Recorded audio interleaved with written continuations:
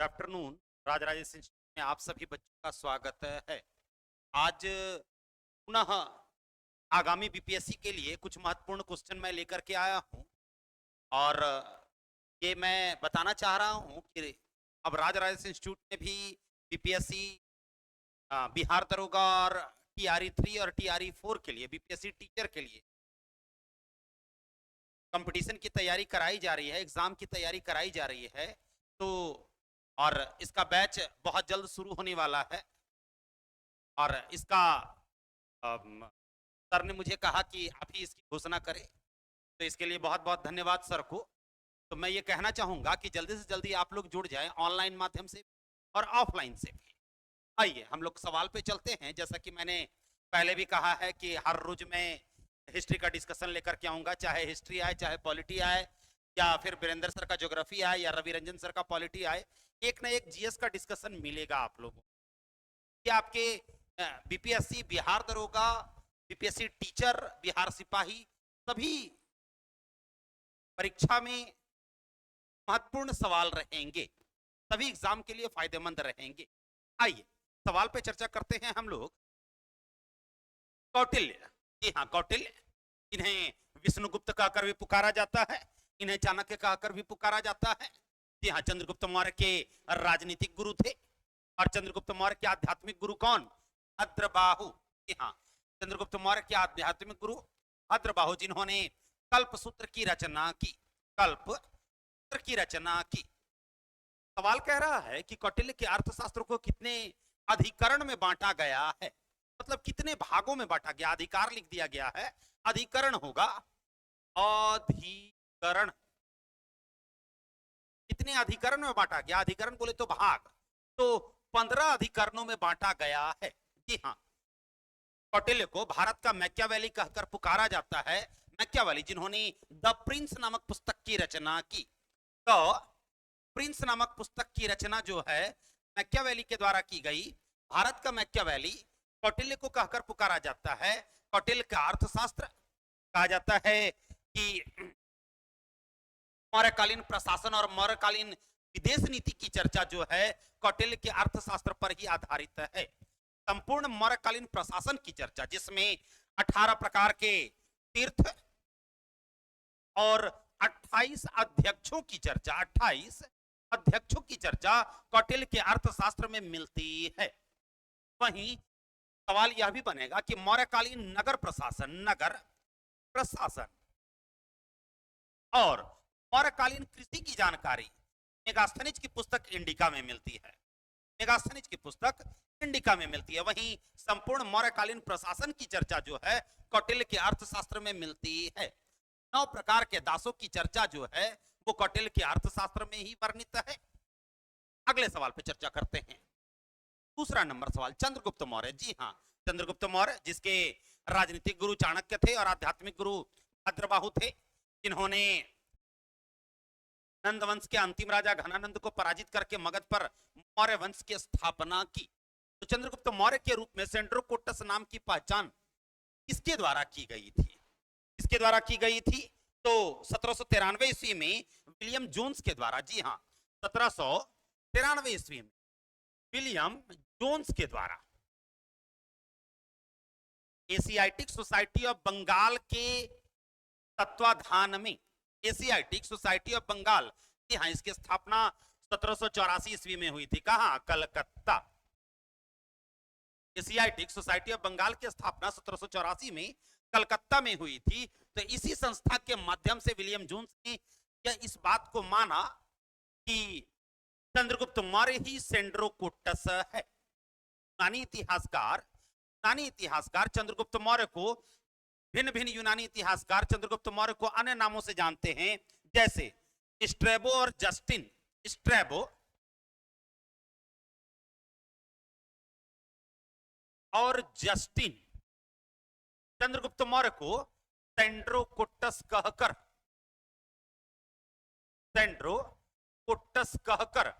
पुकारते हैं। वहीं प्लूटार्क और एपियानस ने चंद्रगुप्त मौर्य को एंड्रोकोटस कहकर, एंड्रोकोटस कहकर पुकारा है। वहीं चंद्रगुप्त मौर्य, सेंड्रोकोटस की पहचान चंद्रगुप्त मौर्य के रूप में विलियम जोन्स के द्वारा की गई, वो भी एशियाटिक सोसाइटी ऑफ बंगाल के तत्वाधान में। विंसेंट स्मिथ अगर कहा जाए तो विंसेंट स्मिथ बहुत बड़े इतिहासकार थे। इन्होंने समुद्रगुप्त को भारत का नेपोलियन कहकर पुकारा है। समुद्रगुप्त को भारत का नेपोलियन विंसेंट स्मिथ के द्वारा ही कहकर पुकारा गया। अगले सवाल पे चर्चा करते हैं, 3 नंबर सवाल। अशोक के ब्राह्मी अभिलेखों को सर्वप्रथम किसने पढ़ा था?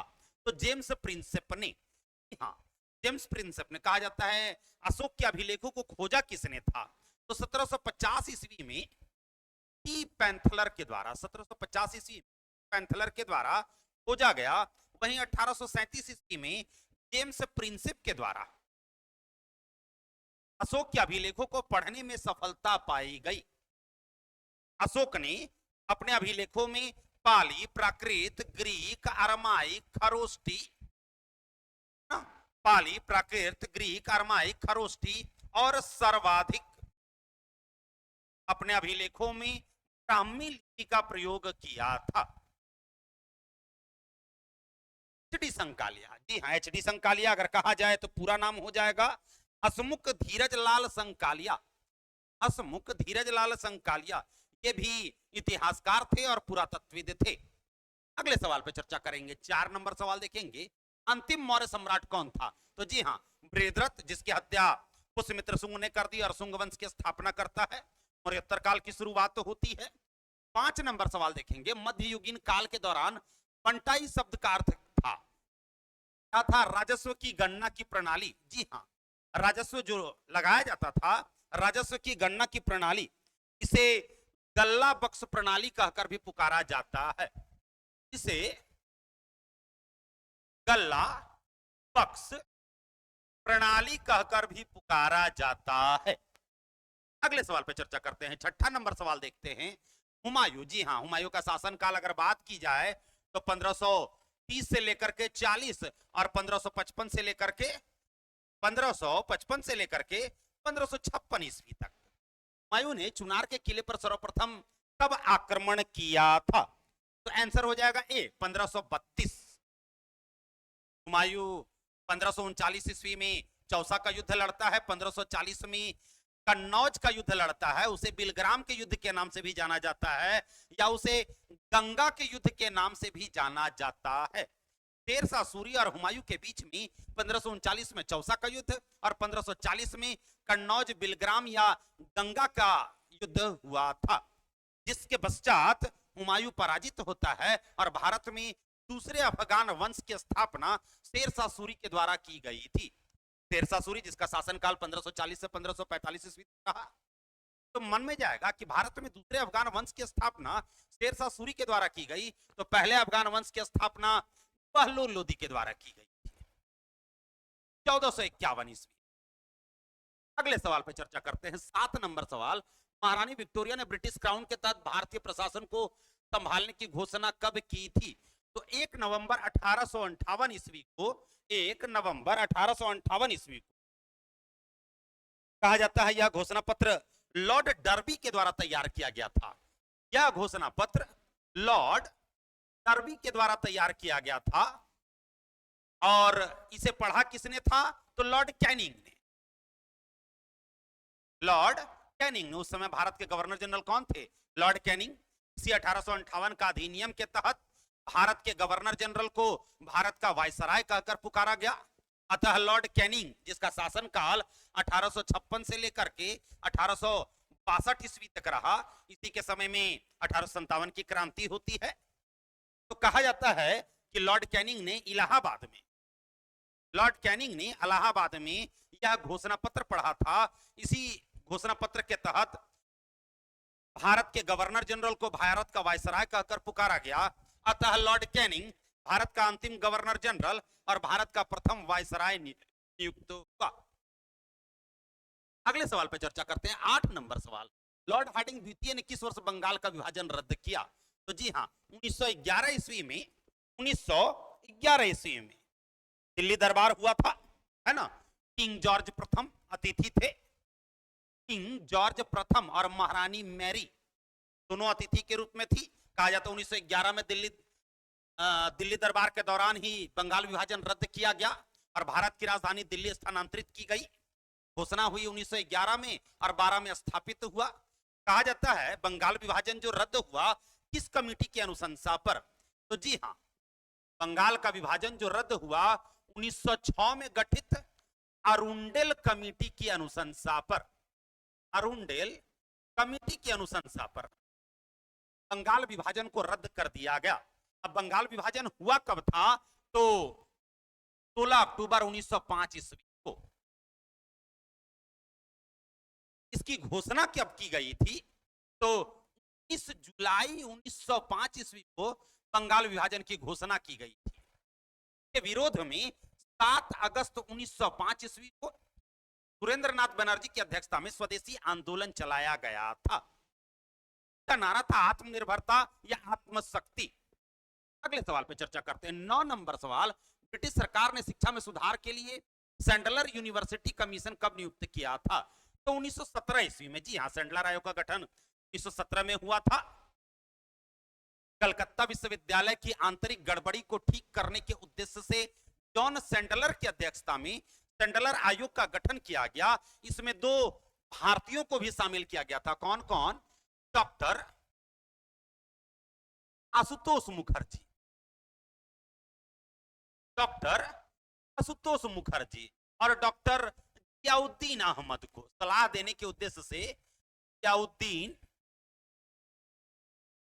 अहमद को इसी सैंडलर आयोग की अनुशंसा पर 1916 में बनारस हिंदू विश्वविद्यालय की स्थापना हुई। 1917 में पटना यूनिवर्सिटी की स्थापना हुई। 1920 में नागपुर यूनिवर्सिटी की स्थापना हुई। 1920 में अलीगढ़ मुस्लिम विश्वविद्यालय की स्थापना हुई और 1922 ईस्वी में कहा जाए तो लॉर्ड रीडिंग के शासनकाल में दिल्ली विश्वविद्यालय की स्थापना हुई। बाकी सभी लॉर्ड चेम्सफोर्ड के शासनकाल में हुआ था और एकमात्र सैंडलर आयोग की अनुशंसा पर दिल्ली विश्वविद्यालय की स्थापना 1922 में हुई थी लॉर्ड रीडिंग के शासनकाल में। लॉर्ड रीडिंग के बारे में बता दूं, पहले यहूदी वायसराय थे। अगले सवाल पर चर्चा करेंगे। 10 नंबर सवाल देखेंगे। मैं फिर से कहना चाहूंगा कि राजराज इंस्टीट्यूट ने उन्हीं के दिशा निर्देशन में हम सभी काम करेंगे और बीपीएससी टीचर और बिहार दरोगा के लिए और बिहार स्पेशल बैच हम लोग ला रहे हैं और इसमें ज्यादा से ज्यादा संख्या में बच्चे जुड़े मैं चाहता हूं। आइए 10 नंबर सवाल देखेंगे। बादशाह शाह आलम द्वितीय ने ईस्ट इंडिया कंपनी को बंगाल, बिहार और उड़ीसा की दीवानी कब दी थी? तो 12 अगस्त 1765, 12 अगस्त 1765 इलाहाबाद की संधि के पश्चात। इलाहाबाद की संधि के पश्चात कहा जाता है कि 1764 में बक्सर का युद्ध हुआ था। अक्टूबर 1764 ईस्वी में बक्सर का युद्ध हुआ, उसके पश्चात इलाहाबाद की संधि हुई और कहा जाए तो बंगाल, बिहार और उड़ीसा की दीवानी प्रदान की गई अंग्रेजों को। 11 नंबर सवाल देखेंगे। भारत में प्रथम रेलवे लाइन किस ब्रिटिश गवर्नर के अधीन बिछाई गई थी? तो डलहौजी के समय में। डलहौजी का शासनकाल 1848 से लेकर के 1856 ईस्वी तक रहा। डाक सेवा, तार सेवा, रेल सेवा। डाक सेवा 1854 में कराची शहर से, तार सेवा कलकत्ता से आगरा 1852 ईस्वी और रेल सेवा 16 अप्रैल 1853 ईस्वी को। कहा जाए तो मुंबई से थाने के बीच में 34 किलोमीटर का जो क्षेत्र रहा ये डलहौजी के समय में ही। डलहौजी के समय में संथाल विद्रोह हुआ था 1855-56 में। डलहौजी के समय में विधवा पुनर्विवाह का प्रारूप तैयार किया गया था। लोक निर्माण विभाग की स्थापना डलहौजी के समय में ही शुरू थी। कहा जाता है राज अधिग्रहण नीति की शुरुआत 1848 से लेकर के 1856 ईस्वी तक और समाप्ति किसके समय में हुई? राज अधिग्रहण नीति की समाप्ति तो कैनिंग के समय में, लेकिन 1858 के अधिनियम के तहत। लेकिन राज अधिग्रहण नीति की शुरुआत जिसे डॉक्ट्रिन्स ऑफ लैप्स या चूक का सिद्धांत कहकर पुकारा जाता है, तो राज अधिग्रहण नीति शुरुआत डलहौजी के समय में हुई थी। इसके तहत पहला जो राज्य था अवध था और अंतिम राज्य सतारा। लॉर्ड कर्जन की बात करेंगे। कर्जन का शासनकाल 1899 से लेकर के 1905 ईस्वी तक रहा। कर्जन भारत का वायसराय बनने से पहले लंदन के ऑक्सफोर्ड विश्वविद्यालय में इतिहास का प्रोफेसर था। इसी के समय में कहा जाए तो मानक्रिफ की अध्यक्षता में अकाल आयोग का गठन हुआ था। एंड्रूस फ्रेजर की अध्यक्षता में पुलिस आयोग का गठन हुआ था। थॉमस रैले की अध्यक्षता में विश्वविद्यालय आयोग का गठन हुआ था। इन्हीं के समय में 1904 ईस्वी में जॉन मार्शल के दिशा निर्देशन में भारतीय पुरातत्व सर्वेक्षण विभाग की स्थापना हुई थी। लॉर्ड कर्जन जिसने बंगाल विभाजन किया 16 अक्टूबर 1905 ईस्वी को। लॉर्ड वेलेस्ली, इनका शासनकाल अगर कहा जाए तो 1798 से लेकर के 1805 ईस्वी तक रहा। जहां राजधिग्रहण नीति की शुरुआत डलहौजी के समय में हुई, वहीं सहायक संधि की शुरुआत अगर कहा जाए तो लॉर्ड वेलेस्ली के समय में हुई। इसी के समय में चौथा अंग्रेज मैसूर युद्ध होता है 1799 ईस्वी में, जिसमें टीपू सुल्तान की मृत्यु हो गई। आपके डी नंबर ऑप्शन में लॉर्ड लिटन की चर्चा है। इसका शासनकाल 1876 से लेकर के 80 तक रहा। इसके शासनकाल में अगर कहा जाए आर्म्स एक्ट पारित हुआ था। वर्नाक्यूलर प्रेस एक्ट 1878 ईस्वी में लॉर्ड लिटन के समय में ही लगाया गया था। कहा जाता है सरकार विरोधी लेख लिखने के कारण, सरकार विरोधी कार्य करने के कारण वर्नाक्यूलर प्रेस एक्ट, जिसे गैंगिंग एक्ट के नाम से जाना जाता है, जिसे गैंगिंग एक्ट के नाम से जाना जाता है, या देसी भाषा समाचार अधिनियम कहकर भी पुकारा जाता है, जो सोम प्रकाश पत्रिका पर लगाया गया था। वर्नाकुलर प्रेस एक्ट सोम प्रकाश पत्रिका पर लगाया गया था 1878 ईस्वी में। लॉर्ड लिटन के ही समय में लगा था। अगले सवाल पर चर्चा करते हैं।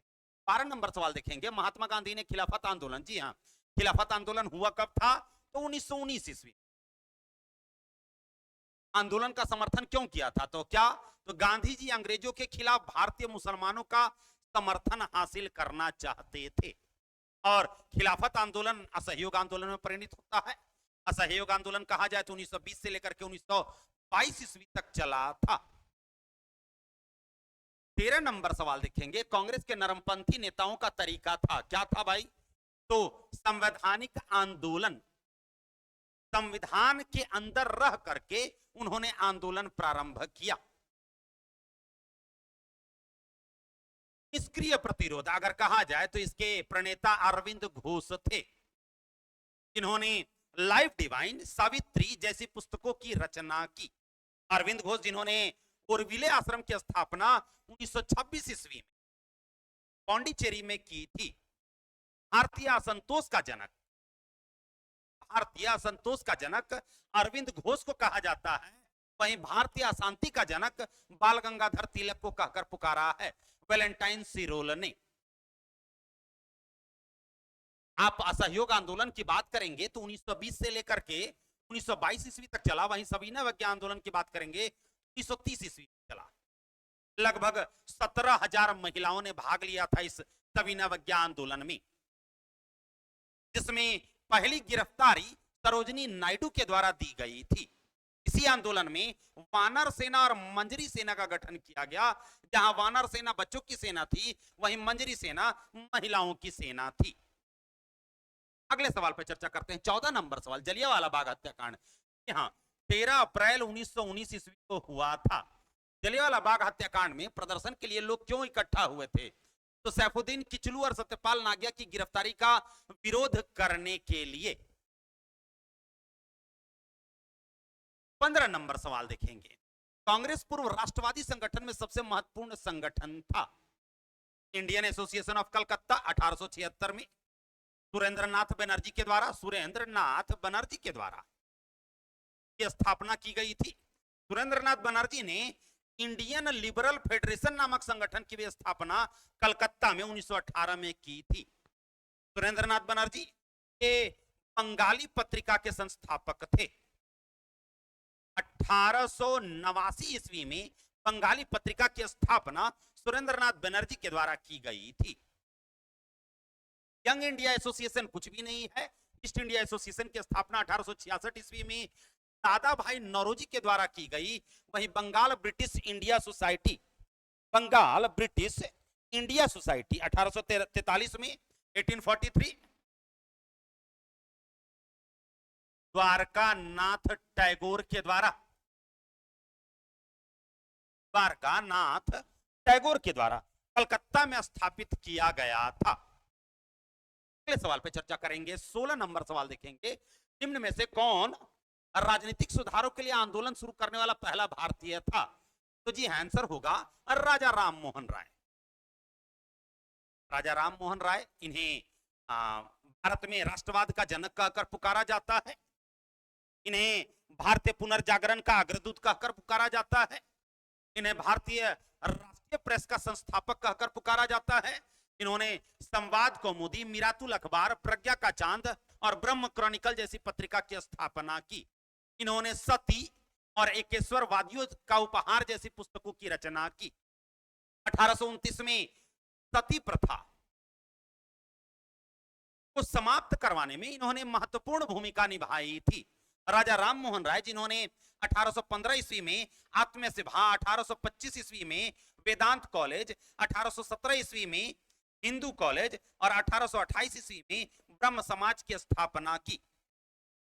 फारसी भाषा में छपने वाली भारत की पहली पत्रिका मिरातुल अखबार की स्थापना राजा राम मोहन राय के द्वारा ही की गई थी। आपके ए नंबर ऑप्शन में दादा भाई नौरोजी की चर्चा है। इन्होंने 1866 ईस्वी में कहा जाए तो ईस्ट इंडिया एसोसिएशन नामक संगठन की स्थापना की। कहा जाए तो कांग्रेस के पहले पारसी अध्यक्ष। पारसी समाज के सुधार हेतु दादा भाई नौरोजी ने रक्त गुफ्तार नामक पत्रिका की स्थापना की। रस्त गुफ्तार नामक, रस्त गुफ्तार कहकर भी पुकारा जाता है। इन्होंने भारतीय राष्ट्रीय आय का मापन किया था अपनी पुस्तक poverty and British rule of India में। इन्होंने धन निष्कासन का सिद्धांत दिया था। ये कट्टर विरोधी सर सैयद अहमद खां थे। सर सैयद अहमद खां, जिन्होंने 1864 ईस्वी में साइंटिफिक सोसाइटी नामक संस्था की स्थापना की और राजभक्त मुसलमान नामक पुस्तक की रचना सर सैयद अहमद खां के द्वारा ही की थी। सुरेंद्र नाथ बनर्जी, कहा जाए तो राष्ट्रवाद के कट्टर समर्थक। बंगाल विभाजन के विरोध में इन्होंने स्वदेशी आंदोलन चलाया था 7 अगस्त 1905 ईस्वी को, जिसमें नारा था आत्मनिर्भरता, आत्मशक्ति।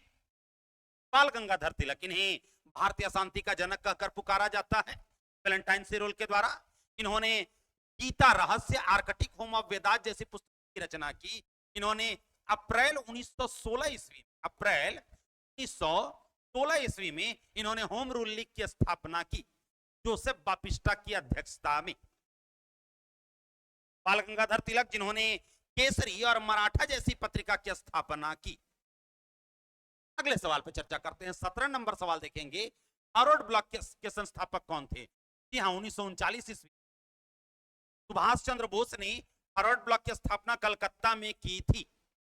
कांग्रेस की नीतियों से संतुष्ट होकर के सुभाष चंद्र बोस ने कलकत्ता में फॉरवर्ड ब्लॉक की स्थापना की। इन्होंने इंडियन स्ट्रगल नामक पुस्तक की भी रचना की थी। चित्तरंजन दास, इन्होंने इंडिया फॉर इंडियंस नामक पुस्तक की रचना की। इंडिया फॉर इंडियंस नामक पुस्तक की रचना की। इंडिया फॉर इंडियंस नामक पुस्तक की रचना चित्तरंजन दास के द्वारा ही की गई थी। और चित्तरंजन दास, जिन्होंने स्वराज पार्टी की स्थापना की 1923 ईस्वी में। ऑनलाइन वाले बच्चे ध्यान देंगे, मोतीलाल नेहरू के सहयोग से चित्तरंजन दास ने स्वराज पार्टी की स्थापना की 1923 ईस्वी में। आपके ए नंबर ऑप्शन में जयप्रकाश नारायण की चर्चा है। इन्होंने 1931 ईस्वी में अगर कहा जाए तो जयप्रकाश नारायण, इन्होंने बिहार सोशलिस्ट पार्टी की स्थापना की। और 1934 ईस्वी में कांग्रेस सोशलिस्ट पार्टी की स्थापना जयप्रकाश नारायण के द्वारा की गई। जयप्रकाश नारायण, जिन्होंने 1943 ईस्वी में भारत छोड़ो आंदोलन के पश्चात आजाद दस्ते का निर्माण किया था। वहीं जयप्रकाश नारायण के द्वारा प्रिजन डायरी, जी हाँ, प्रिजन डायरी नामक पुस्तक की रचना की गई। अगले सवाल पे चर्चा करते हैं। 18 नंबर सवाल देखेंगे। अखिल भारतीय ट्रेड यूनियन कांग्रेस के प्रथम अध्यक्ष कौन थे? तो लाला लाजपत राय। जी हां, लखनऊ में कहा जाए तो 1920 ईस्वी में 1920 ईस्वी में 31 अक्टूबर 1920 ईस्वी को नारायण मल्हार जोशी के द्वारा, एनएम जोशी के द्वारा, नारायण मल्हार जोशी के द्वारा अखिल भारतीय ट्रेड यूनियन कांग्रेस की स्थापना की गई। किसकी अध्यक्षता में? तो लाला लाजपत राय की अध्यक्षता में। तो आंसर हो जाएगा क्या? सी। लेकिन संस्थापक अगर पूछेगा, संस्थापक तो एनएम जोशी हो जाएंगे।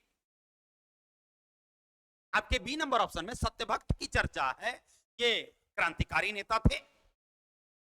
अगले सवाल पे चर्चा करेंगे। 19 नंबर सवाल देखेंगे। गांधी जी ने असहयोग आंदोलन की शुरुआत की थी तो 1920 ईस्वी, जिसका प्रारूप चित्तरंजन दास के द्वारा तैयार किया गया था। जिसका प्रारूप चित्तरंजन दास के द्वारा तैयार किया गया था। असहयोग आंदोलन 1922 में समाप्त हुआ था। कहा जाता है 5 फरवरी 1922 ईस्वी को चौरी चौरा कांड हुआ था। इसके नेतृत्व में तो भगवान अहीर के नेतृत्व में, भगवान अहीर के नेतृत्व में चौरी चौरा कांड हुआ था, जिससे आहत होकर गांधी जी ने असहयोग आंदोलन समाप्त कर दिया था। अगले सवाल पे चर्चा करेंगे। 20 नंबर सवाल देखेंगे। भारत छोड़ो आंदोलन। जी हां, 9 अगस्त 1942 ईस्वी भारत छोड़ो आंदोलन की शुरुआत होती है और ऑपरेशन जीरो आवर के तहत सभी स्वतंत्रता सेनानियों को पकड़ लिया जाता है। भारत छोड़ो आंदोलन का प्रारूप जवाहरलाल नेहरू के द्वारा तैयार किया गया और वहीं सरदार पटेल के द्वारा इस प्रारूप का समर्थन किया गया था। भारत छोड़ो आंदोलन का जो प्रारूप तैयार किया गया जवाहरलाल नेहरू के द्वारा, इसका समर्थन सरदार पटेल के द्वारा किया गया था। ऑपरेशन जीरो आवर के तहत सभी स्वतंत्रता सेनानियों को पकड़ करके जेल में डाल दिया गया था। मैं फिर से कहना चाहूंगा कि राजराज इंस्टीट्यूट की तरफ से पीपीएससी टीचर टीआरई 3 और टीआरई 4 के लिए, टीआरई 3 तो नियर अबाउट है, 10 जून को एग्जाम होने वाला है, तो टीआरई 4 के लिए और बिहार दरोगा के लिए एक न्यू बैच आ रहा है और खास करके बिहार स्पेशल की पढ़ाई हो रही है, जो आपके टीआरई 4 में काम देगी, पीएससी में काम देगा, बिहार दरोगा में काम देगा और बिहार एसएससी में काम देगा। तो इस चीज की तैयारी की कराई जा रही है। आप लोग ज्यादा से ज्यादा संख्या में बच्चे जुड़े। आज के लिए इतना ही, धन्यवाद।